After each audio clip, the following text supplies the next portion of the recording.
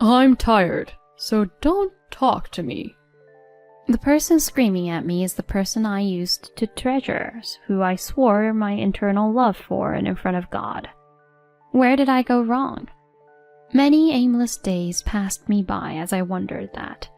When I checked my wallet, at the peak of my despair, all I had inside was $5. What could I do with this little money? Feeling pulled by the noise I heard at that moment, I began to run. My name is Julia. I'm 29 years old. My dad passed away long before I can remember. My mom never wanted to talk about him, so I only know my father as the man who smiles up at me from old photos. My mom is a kind person and had to raise me all on her own, so I'm sure it was tough on her. But she never cried or complained in front of me. She always had a smile on her face. I love you so much. I'm so grateful you were born. Maybe it's because I was raised, showered with love, I grew up unguarded and open to talk to anyone. It got to the point that people warned me that I need to be more careful and learn how to defend myself. The main reason people said that to me is that I love traveling. I always saved up my salary from my part-time job to go on solo trips when I had free time. I was so used to traveling on my own that by the time I had reached my late 20s, anywhere I'd go, I'd end up drinking with the locals. I met my husband Stuart while traveling. That day I was eating at a restaurant bar as usual. Since I was eating alone, the restaurant manager was kindly sharing all sorts of funny stories about the area with me. Stuart was sitting nearby, and he also seemed to be alone, so he naturally ended up joining our conversation. Usually, those sorts of chance meetings end as soon as I'd leave the restaurant, but since Stuart and I were both enjoyed traveling, we added each other on social media. It turns out we lived closer to each other than expected, so we began meeting regularly and ended up getting married. That's not to say that the road to our marriage was a smooth one. So you're Julia? My father-in-law-to-be said that with a sharp, judgmental look in his eyes. Yes. He obviously wanted to reject our marriage. Dear, if you make a face like that, you're going to scare her. Stuart's mother came to my rescue, maybe because I was anxiously looking at the ground. That's right, Dad. I've already decided that I will be marrying Julia. I found out once we began dating, but Stuart's family runs a large company. I'm not complaining or anything. Stuart's father didn't seem to plan to force him into a marriage, but he wanted a family-oriented daughter-in-law. That's why, once Stuart turned 25, his father constantly brought him to gatherings where he thought his son could find a good girl. Stuart was pretty good looking, so he had loads of women chasing after him, but according to him, those women didn't like him for who he really was. He felt like they just liked him because he's the son of a CEO. Around that time, he met me while traveling. Stuart's father understood how Stuart felt and supported him, but he didn't expect someone who was raised by a single parent like me to appear. Stuart is kind and a bit of a softie, but once he decides something, he becomes stubborn and doesn't change his mind. Julia, Stuart is going to take over the company one day. Are you prepared to support him when that happens? I hesitated for a moment, but then firmly looked my father-in-law in the eyes and said, yes. However, seeing how my mother-in-law had been taking care of my father-in-law all these years, I worried that my father-in-law's definition of support is different from mine. Okay, then when are you going to quit your job? Huh? You just said you would support Stuart, right? If you're working, you'll end up using your job as an excuse to not keep the house in shape. And having a job outside of the house like that will just make you full of yourself. Then you'll end up forcing your husband to help around the house. Do you really want to be a useless wife like that? I planned to keep working until I have kids. What? My father-in-law's expression changed, and Stuart let out a sigh. We have to sort things out with the company first, so let's decide this all later. I felt a tingling in the air. Maybe it was because Stuart had spoken out so strongly.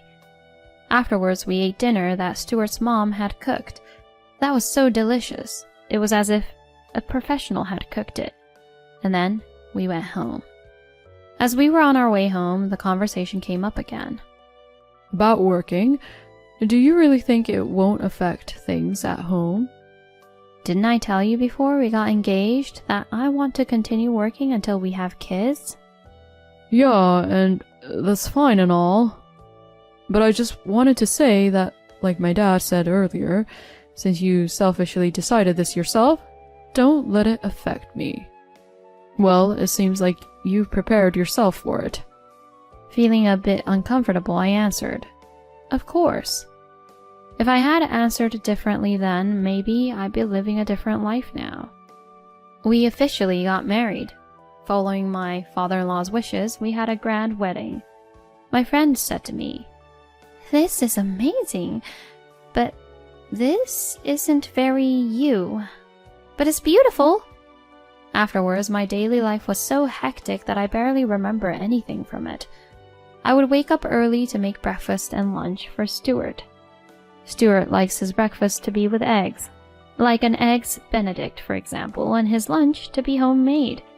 He wanted his dinner to have multiple courses. My mother-in-law would sometimes check the lunch boxes I had prepared for my husband and even critique them sometimes. "Julia, it's not very well balanced, is it?" She spoke kindly, but she'd call me to say that about once a week. At first, I thought that my mother-in-law was calling after she'd coincidentally see Stuart's lunch when visiting him at work. But I found out that my father-in-law always wanted his lunch to be freshly made and still warm, so she'd come to deliver his lunch daily, and purposefully checked on what I gave Stuart. But I didn't want to quit my job. My mom taught me that if I quit my job, I have less options if something goes wrong. She always told me to not let a job go, especially if I like it. So I slaved away every day. I tried to relieve myself from some work around the house by getting convenient appliances or paying for help, but Stuart said, "You're just being lazy. If you can't handle this, quit your job." So I couldn't do any of that. By the time I finished all the housework and went to sleep every day, it was always around 1 a.m. One day, a meeting at work ended up finished later than planned. I knew it'd be impossible for me to prepare all the food Stuart expects on the table by the time he comes home, so I bought a ready-made soup from the deli counter at the grocery store on the way home. I got home, prepared other things, and then warmed up the soup.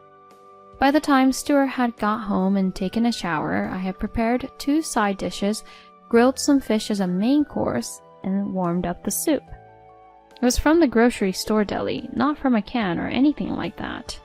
I was sure it'd be okay, but part of me was worried as we sat down to eat. "Julia, you broke your promise." "Huh?" "You bought this soup from somewhere, didn't you?" "I bought it, but I added in cream and fixed it up a bit." "Yeah, but the taste is definitely of something store-bought. I told you I like homemade food, but you don't have time to even make soup?" At the moment, Stuart's voice sounded kind, so I misunderstood his question as him caring about me. I had emotionally and physically reached my limit. I began to reveal how hard I felt my life was and how little time I had. "I've reached my limit. I barely have time to sleep. Not that I hate housework or don't want to do it, but I just don't have time. But my work is important to me." I wanted to completely express my feelings to Stuart. "Okay, I see." About 15 minutes had passed. Stuart said that and nodded, and I looked at him with a relieved smile. "You really understand how I feel? Then in that case..." "The problem will be solved once you quit your job, right?" "Huh? What?" So quit. If you have more time, you won't have to break your promises to me. You don't want to waste time crying like this, do you? Me expressing my feeling was a waste of time to him. That was the first time I felt real despair. Stuart was convinced all I had to do was quit my job. I realized he didn't care about my feelings at all. I get it. I'm sorry for saying weird things, I'm just tired. Forget what I said, I won't quit my job. I made a mistake. I thought the soup would be fine since it wasn't from a can. I'll make it myself next time.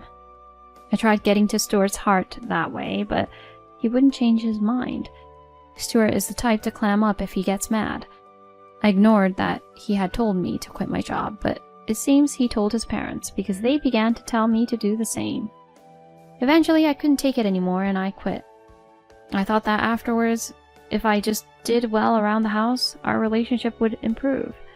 But our relationship just got even more rocky. What's with this food? What are you doing? I'm sorry. Shouldn't things be better now that you quit your job?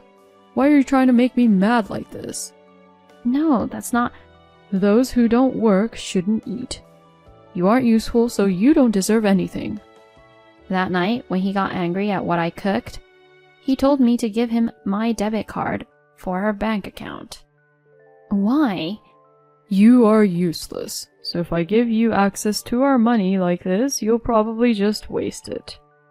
His logic made absolutely no sense, but since I had quit my job, the only people I ever got in contact with were him and his parents, so my willpower had weakened. I thought I was a useless person who just causes trouble for everyone around me. I used to be better. I began to feel like the harder I worked, the more useless I was becoming. No matter what I do, it's for nothing because I have no value as a person. I even began thinking things like that. Stuart told me I could only buy things online, and he would double-check before I made any purchase. Shopping became something I did with a feeling of urgency. One day I noticed I had run out of makeup, so I asked Stuart if I could buy some more. Excuse me, don't ask for useless things like that. Maybe I had asked him at the wrong moment because he angrily replied that way. I'm sorry. I'm tired, so don't talk to me. He then took away my access to the card I used to shop online. He ignored me and all I said for the next 3 months. I didn't want to risk getting him angry by talking to him, so when Stuart was at work, I used my personal savings to buy us food. But of course, that money ran out eventually. When I checked my wallet at the peak of my despair, all I had was $5 inside. What could I do with this little money? At that moment, I heard the sound of the train from outside my window. Taking that money, I began to run to the station. With $5, I could go back home. When I made it back, I rang the doorbell. No one opened the door. At this time of the day, my mom was usually at work. I collapsed on the spot. Julia! As soon as she saw me, my mother rushed over. When I told her everything that had happened, my mom cried with me. Talking to someone about your problems really can help you feel better. The severity of my situation finally hit me. Why didn't I realize this before? At that moment, my phone rang. Hey, you haven't prepared dinner. Where are you? Get home immediately. Stuart's voice exploded into the phone speaker. My mom took my phone from my hand. My daughter passed away. Huh? Julia isn't coming back. Mother-in-law? You ignored her for the past 3 months, forced her to quit her job, and wouldn't give her any money to use for your daily needs, right?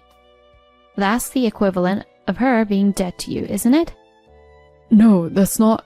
A person needs money to survive. Even little kids understand that much. My mom said that and hung up the phone. Of course, I wanted to get a divorce, but just that wasn't enough. But I didn't have any proof of what Stuart had done, so my mom and I prepared for war. Honestly, it's been super exciting. To find clues when Stuart wasn't around, I dug around for bank-related documents to check what's going on with our household money. Looking through the documents with my mom, we realized what was going on. 3 weeks of preparations later, my mom and I went to my in-laws' house. Like mother, like daughter. Considering the way you've treated our son after leaving the house empty for the last 3 weeks, isn't getting a divorce natural? My father-in-law even threatened that he had a lawyer ready. In that case, how about the way you raised your son? My mom snapped back. My mom's face was calm. My father-in-law was used to women like his wife, who always stood quietly behind their husbands, so he looked shocked to be spoken back to that way. Isn't what you said to my husband going too far? Surprisingly, the person who spoke up was Stuart's mother. Oh, someone who can't stand up to her husband or son doesn't have the right to speak up now. The room went silent. My mother-in-law's face went bright red. She wouldn't reply, but her whole body trembled. I promised you I would support Stuart, but Stuart has done nothing to support me or our life together. That's because you're useless. Stuart snickered as he spoke. Yeah, I also assumed it's because I'm useless. But not only have you ignored me for the last 3 months, but you forced me to pay for everything at home even though I was unemployed. What? My father-in-law was shocked. Wait, what are you talking about? You've been able to buy expensive things even though you're unemployed. Isn't that thanks to Stuart's money? No, that's not true. The last time you called me and told me that I should apologize and return the money, I thought something strange was going on. So I looked into things. I pulled out documents from my purse. Where did you get these pictures from? The photos showed Stuart acting very friendly with a young woman. There was even one of them entering a hotel together. He probably used the money on her.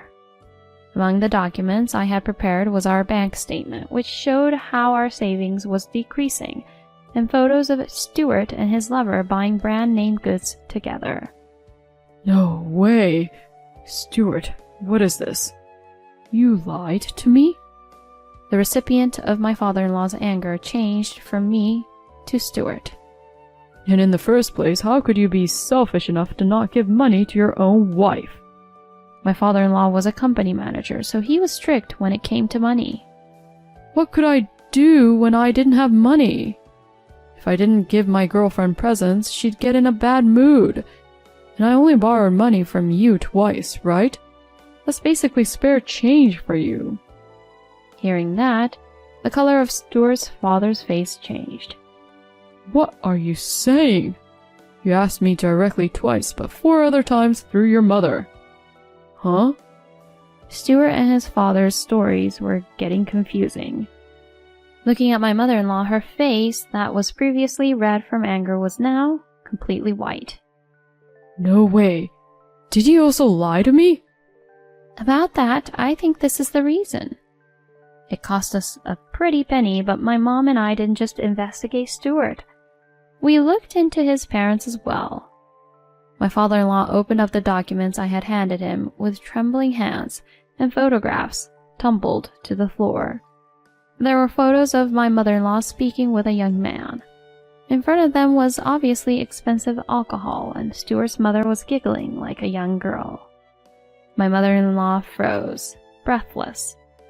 Stuart was also confused, seeing this side of his mother that he didn't know. Stuart's father's face showed he felt like the world was crumbling down around him. Ah, this is the face I wanted to see. That probably wasn't good of me, but now I can finally move forward. That's what I thought. Returning back to what we were saying, divorce and alimony for having an affair. We have recordings of abusive phone calls Julia received from her in-laws, so we will also be requesting compensation for emotional shock and damage. All of that is listed here, so please, look this over. My lawyer explained in a quiet voice. The room went silent. The first person to break the silence was my father-in-law, though it didn't take him all that long. Understood. I will follow all of Julia's demands. I will also pay for any fees she had to pay to collect this evidence. Dad! Stuart, just sign this. Stuart tried to complain, but his father would not back down. Like that, Stuart signed. In that case, we'll take our leave. I have a copy of all the documents, so I will give you a set. My mom and I got up to leave. Look through those documents carefully. You may have money and social standing, but think about whether you actually have the right to judge other families the way you do. My mom left those final words with my father-in-law. I'm sorry that this happened after you entrusted us with your daughter. Stuart's father stood up and apologized. Stuart was sulky until the very end. I later found out from my lawyer that Stuart had even stolen money from the family company out of desperation, and when his father found that out, he was chased out of the company. Stuart had no money and no job, so he was abandoned by his lover. If he wanted a woman like that, why did he get with me in the first place? I don't know what he's doing now, but I'm sure he can't afford to play around like he used to. It seems Stuart's parents got divorced. Stuart's father was a controlling man, but he left his wife in charge of the family finances. Thanks to that, she has secretly met more young men than we had thought. When Stuart's father found that out, he chased his wife out of the house as well. Stuart's mother had close to no work experience, so she couldn't stick to any jobs long term and ended up moving in with her relatives. Supposedly, even her relatives would get sick of her and chase her out. This was more than just a simple shock for my father-in-law. News about this spread through the company and even reached their clients. He ended up selling the company and using that money to pay my compensation. He no longer trusts people, so he's moved to the countryside and is living a secluded life. I ended up starting a new job at a travel agency. I used to work as a receptionist at a travel agency, but now I joined the planning department as a trip organizer. I've been focusing on planning trips that will bring smiles to the faces of people who are tired out by life. I want to be able to bring brightness back into people's lives.